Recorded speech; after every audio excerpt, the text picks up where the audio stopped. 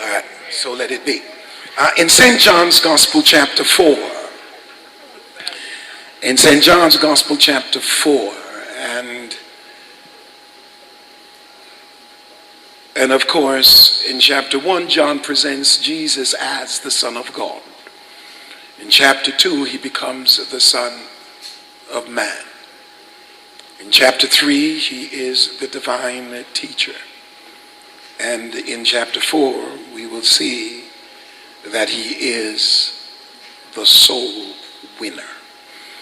And what happens in 16, as he goes and he sees a woman at the well, and the woman says to him in 15, give me this water that I thirst not, neither come hither to draw. Jesus saith unto her, go call thy husband and come hither. And the woman answered and said, I have no husband. Jesus said unto her, thou hast well said, I have no husband, for thou hast had 5 husbands, and he whom thou now hast is not thy husband. In that saidest thou truly. The woman saith unto him, Sir, I perceive that thou art a prophet.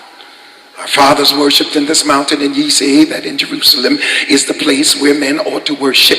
Jesus saith unto her, Woman, believe me, the hour cometh when ye shall neither in this mountain nor yet at Jerusalem worship the Father. Ye worship, ye know not what. We know what we worship, for salvation is of the Jews. But the hour cometh, and now is, when the true worshipers shall worship the Father in spirit and in truth. For the Father seeketh such to worship him.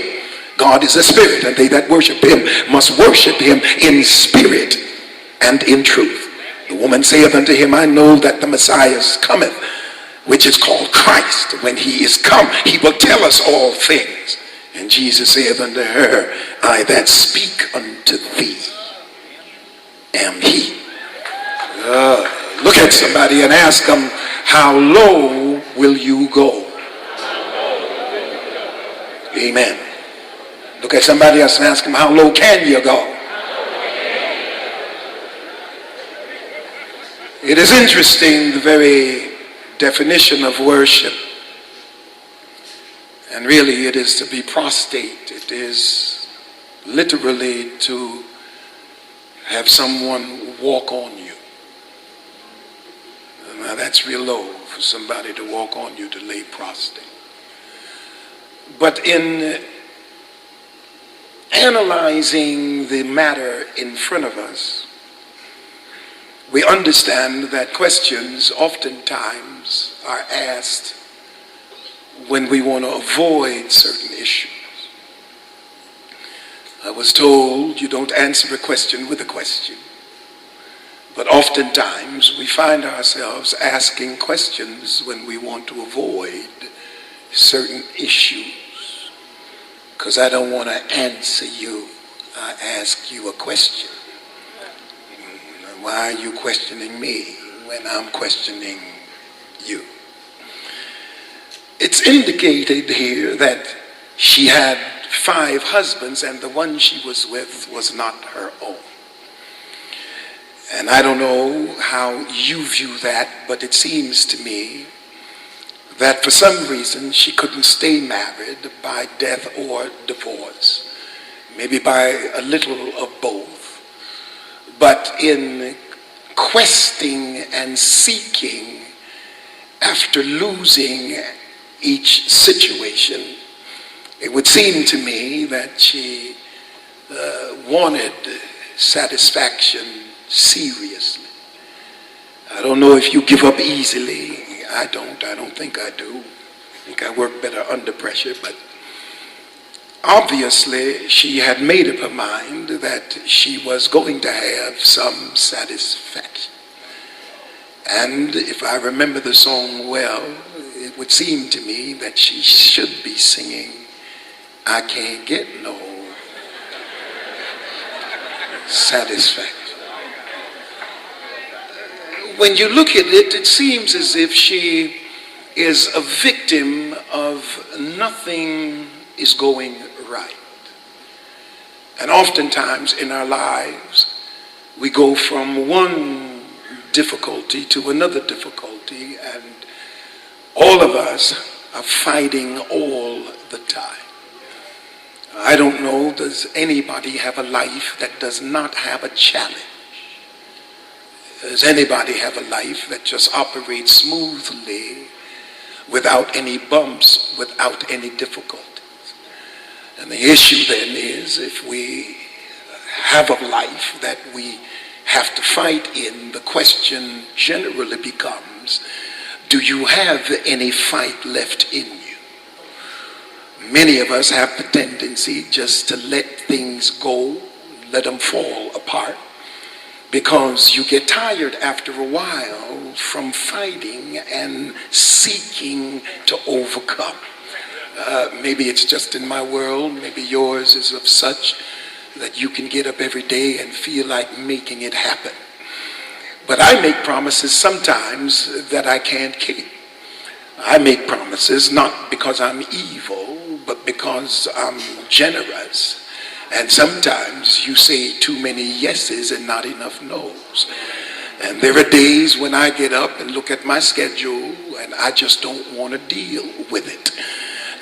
This week I went cross country 4 times, and after a while you look at something that you promised 2 or 3 years ago, but you don't want to deal with it now. And if that is the way life is, then each one of us will be tired from one situation to another.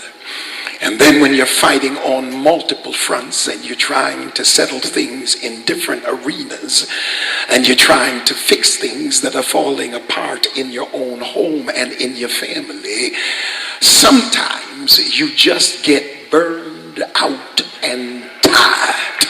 I want to talk to some real people here. It's good to be sitting beside somebody who knows what I'm talking about.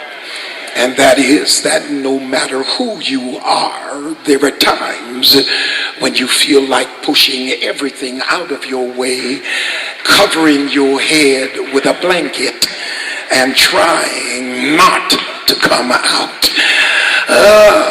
Nothing in her life seems to last. I can't imagine having 5 and then a 6th person around who isn't fall in the category of the others, because now it seems as if she's in more of a hurry just to be with somebody than to find out who the somebody is that she's with. And it seems to me that nothing seems to last in her life, and what lasts doesn't seem to satisfy. Must I say that again? It seems as if what probably was good didn't last, and what lasts didn't seem to satisfy. Notice who Jesus then wants to corner.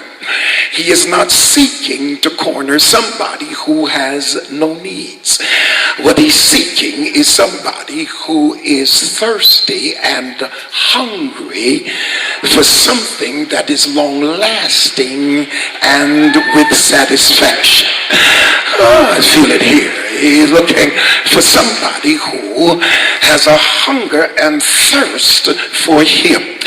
Have you ever been to the house of God, and when you felt like praising him, somebody looked at you like you were crazy? But if they knew what you had been through, they would allow you to lift up the name of your God. When I think of this woman, immediately I understand that what qualifies people from man's point of view often qualifies people from God's point of view. Let me put that the proper way. Anytime and many times men will disqualify you because of what you've been through. But it's what you've been through that qualifies you for a visit from the Master.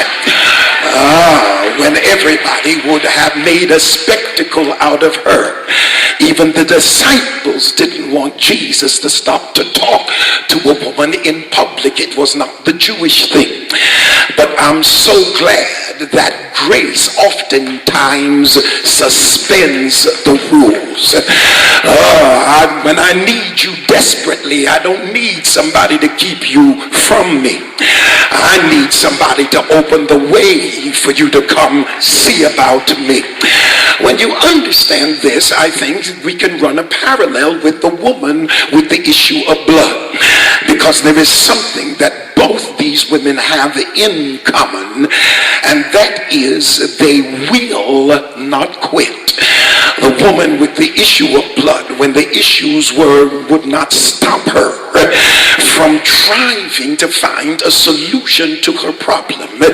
And what happens now is that drive exposes her heart. It is not what she is or not where she is, but with the potential for healing, she was going to try everything she could in order to rid herself of her disease. And it exposes the heart. Whenever you can bounce back and get up in a situation where you are written off, it is not what is happening around you that God is looking for. He's looking for the heart that's ready to receive him. I'm at the place now where I'm desperate. I'm at the place now where I have to have a blessing. I can't come in here and act like you because you got yourself together. I have to come in here and act like I need him right now. Battling with limited resources, but she had heart.